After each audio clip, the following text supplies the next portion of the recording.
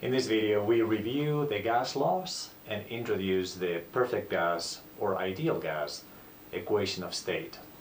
Okay, in the last few videos, we have seen the definition of the physical state, which is just the collection of conditions that a chemical system is under.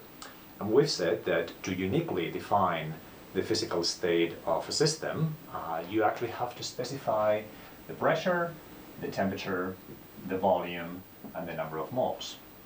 Okay, so these four variables define what we call the physical state.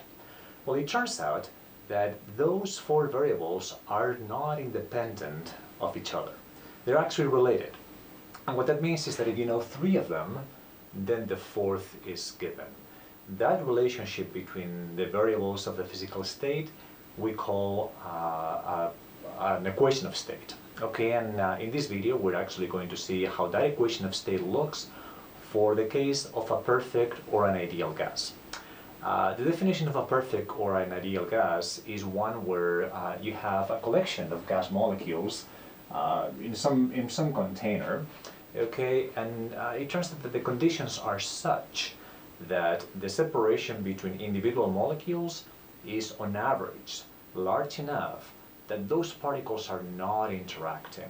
Okay, so when you have those type of conditions, you have what we call an ideal gas. Now, it's not difficult to get those ideal gas conditions at all. As a matter of fact, for most gases, ambient pressure and ambient temperature, those are conditions that are quite good to just have ideal gas conditions. Okay, so it's not some sort of exotic set of conditions that you need to have for an ideal gas behavior. And then under ambient conditions, most gases behave ideally. You know, the ideal gas is a really good approximation. Okay, so then let's try to see here what the ideal gas equation of state looks like. And we're going to do that by just looking at the historical derivation of that ideal gas equation of state.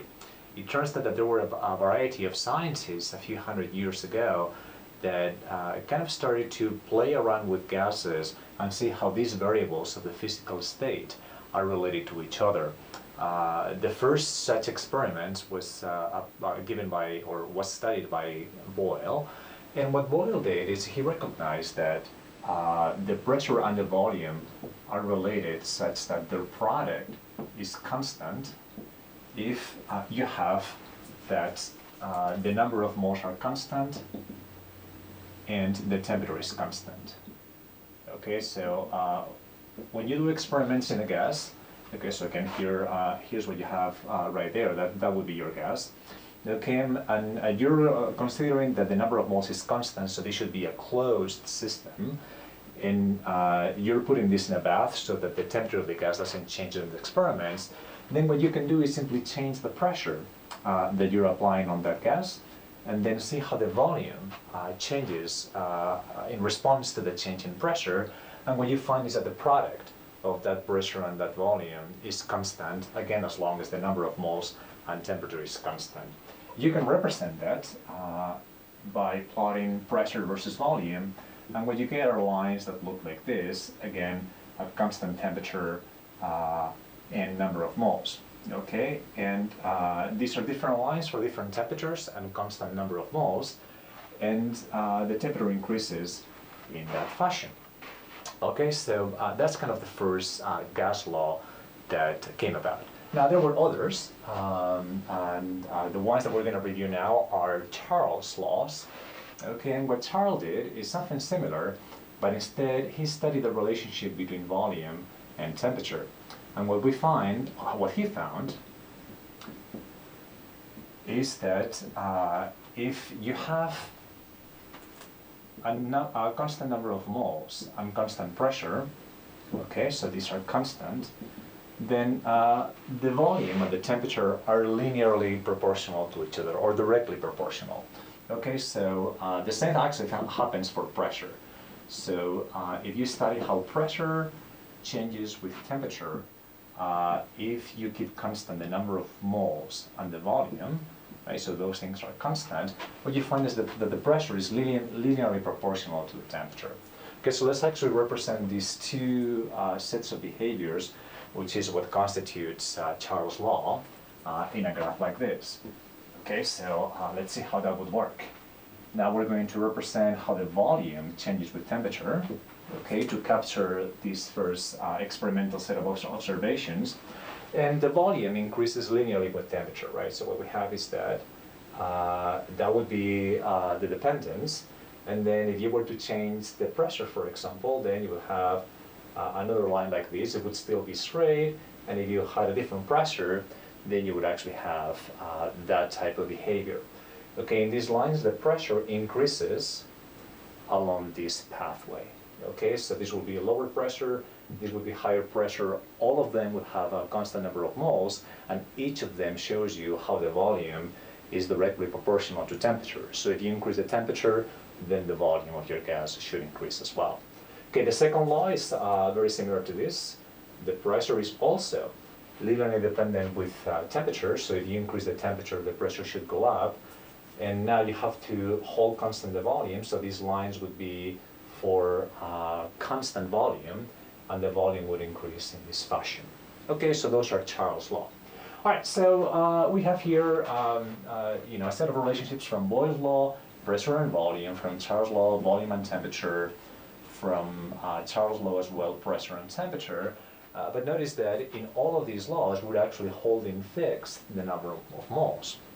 All right, so there's actually a new concept that we have to introduce to see how the number of moles is related to some of these variables, so that we can see dependencies among all of the variables and finally arrive to the ideal gas equation of state. Now, at the time that these experiments were being carried out, we actually only had a very rudimentary understanding of molecules and the atomic level, essentially. Right, so what we're going to introduce here is a principle, is a hypothesis. It's actually not a law because they were not able to do experiments in which they could control very carefully the number of molecules in a gas, right? So the Avogadro's principle, or Avogadro thought, is that the volume of a gas should be proportional to the number of moles that you have in a gas, right? So that is volume proportional to the number of moles, as long as you keep the pressure and the volume constant. Okay, and again, this is a principle, it's not a law, but of course, after this principle, this hypothesis, we were able to do experiments and prove that that law is essentially correct.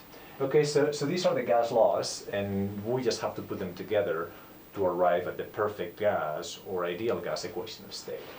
Okay, so that ideal gas equation of state has this form, okay, where you can see that all of the laws are included, right? So here you have Boyle's law, right, constant with constant N and T, and this is just the gas constant, okay, that is just a gas constant that generally has two values. The one that we're going to be using more frequently is the one with SI units, 8.31 joules per mole Kelvin, and there's another one that comes in handy in some problems, 0.08206 atmosphere liter over mole Kelvin. Okay, but that is just a constant, so notice that Boyle's law is captured by the ideal gas equation of state, because if you have constant temperature and constant number of moles, then the product of the pressure and the volume is constant. Then Charles' law is the same thing, right? Volume and temperature linearly proportional. That is a constant, that is a constant, and that is a constant. And pressure and temperature linearly dependent. If you freeze the volume and the number of moles, R is a constant. And finally, the Avogadro's hypothesis, volume and number of moles are linearly related if you hold the pressure and the temperature constant. Okay, there was a mistake here in this hypothesis for Avogadro law. You don't keep the pressure and the volume constant, you keep the pressure and the temperature constant. Okay, so here you have, if you keep the pressure and the temperature constant, then the number of moles, the volume should be linearly dependent with respect to the number of moles. Okay, so that's kind of how this ideal gas equation of state came to be. And to wrap up this video, I'm just going to tell you what type of numerical problems can be captured by this law. Right, so generally what's going to happen is that you're going to have two classes of problems, right? One of them is one where you're getting three of these variables and you have to find what the fourth is, right? So that is straightforward. And the other more interesting set of problems is one where you have some sort of gas system, right? So maybe here you have your gas inside a cylinder, which has a movable piston so that you can apply pressure very easily. And the idea here is that you're going to change the state of the gas, right? Maybe by changing the temperature, or changing the pressure, or maybe the number of moles, or maybe the volume, right? So the idea is, how do you go from the initial state to the final state, right? So if you know the variables that you had initially, and some of the variables that you have at the end, can you predict what the missing variables would be? So that is what we call an initial state, final state problem, and that will be a class of problems that will be quite interesting to solve, and you can use the ideal gas equation of state for that. Okay, in summary, we have seen in this video gas laws and the ideal gas equation of state. The gas laws were derived originally from experiments or hypotheses, and they kind of crystallized into a law that is fundamentally important. And remarkably, this law, even though it's very simple, this equation of state, even though it's very simple, it actually is able to capture reasonably well the behavior of gases under ambient conditions.